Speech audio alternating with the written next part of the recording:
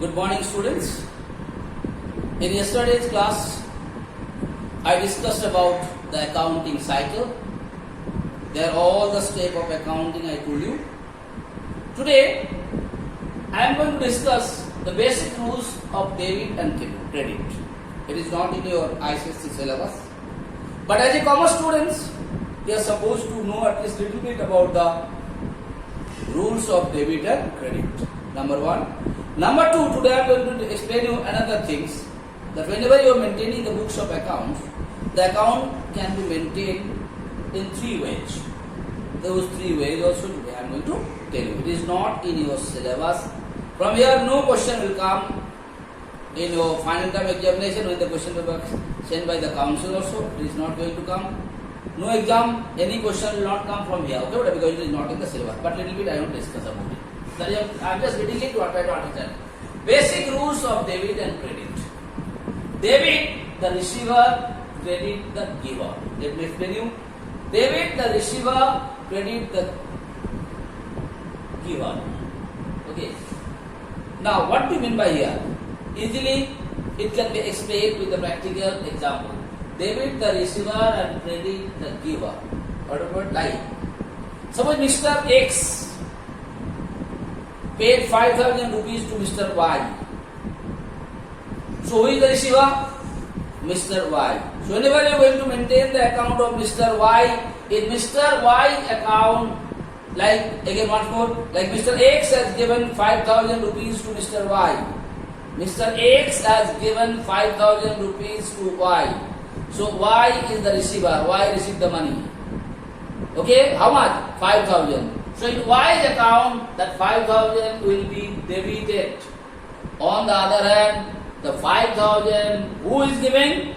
X is giving. So in X account, 5,000 will be credited. That is why yesterday's class I told you, when I talk about the trading balance or trial balance, all the debit side total will be always equal to the credit side total or not. So for one person, the same amount is debit. For other person, same amount will be credit. For one organization, the amount like Don Bosco is paying 5,000 rupees to say Janet Academy. So Don Bosco is the giver. So in place of Don Bosco Academy, it will show as credit account, credit to 5,000 rupees.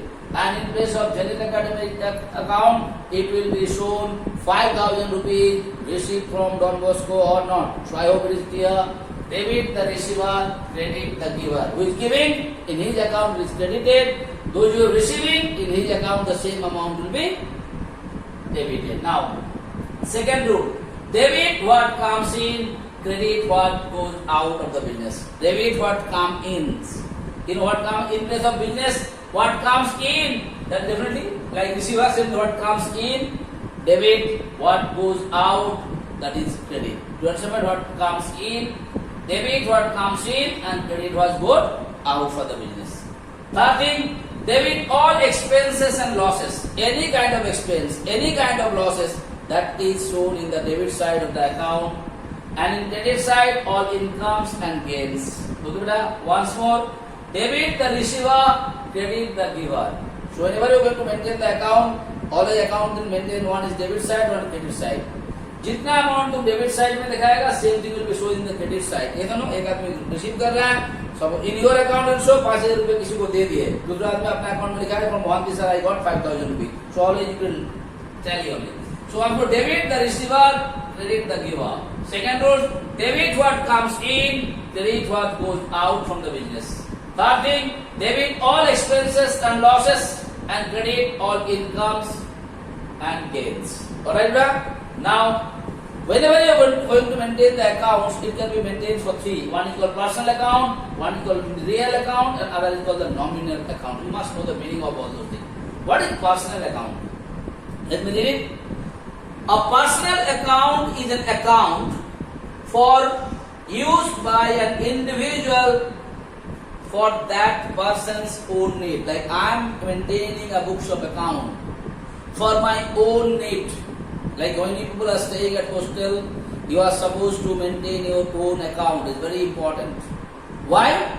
To give the information to your father or your mother that you have given me this much of money. where you have spent, whom you are supposed to pay tuition fee and all.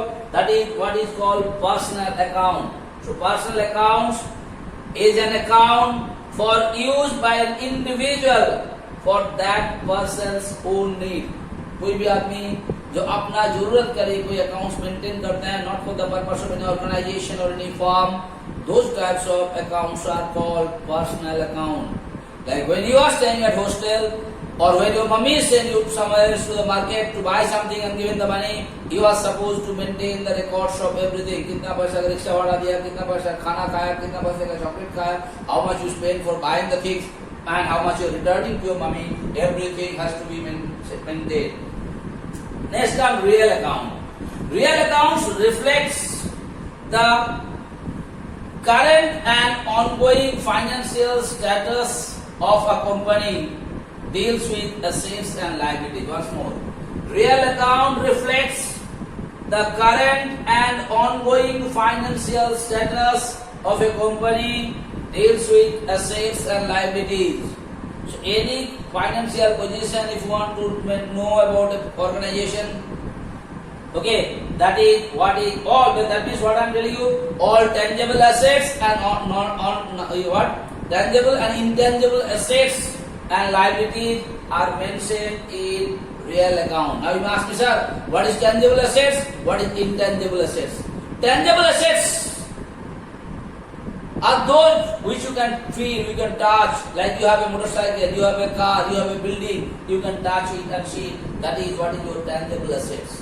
What is intangible assets? Your goodwill, your behavior, your service. Sometimes you give a very good service. Because of your service, are you earning some money or not? That is what is called intangible assets. Okay, beta? So real accounts deal with assets and liabilities. It shows the financial status of an organization. Now coming nominal accounts. A nominal account is an account that is used during an accounting period to summarize the cash coming into the company and being paid out of the company for that time period. So nominal account, how much cash come and how much cash you paid for a particular period of time. For that what account you are maintaining it, that is what is called nominal account. Once more, a nominal account is an account that is used during an accounting period to summarize the cash coming into the company and being paid out of the company for that time period. That is what is called nominal account. So once more, beta, you just read these rules. Little bit basic you must keep it because this will help you in class 11 when you are going to take the commerce. That time it is details, the numerical problems and all are there. So debit, what comes, what goes, all the basic rules of debit and credit, you will read it 2-3 times. And then personal account, real account, nominal account, what is there. Tomorrow when I will take your live class, I will explain all those things by taking some practical examples from our day-to-day life. And this is the notes I am giving it to you, and live class I will explain with the practical example to make you understand. So please go through it, listen to the videos 2-3 times, see the notes what is given by me, read it at least 2-3 times, then when you take the live class, it will be very easy for you to understand better. It is not in your syllabus, once more I am telling you, from here nothing is going to come in your examination. But as a commerce student, it is going to come in class 11, little bit you know about it. Okay, beta? Thank you so much.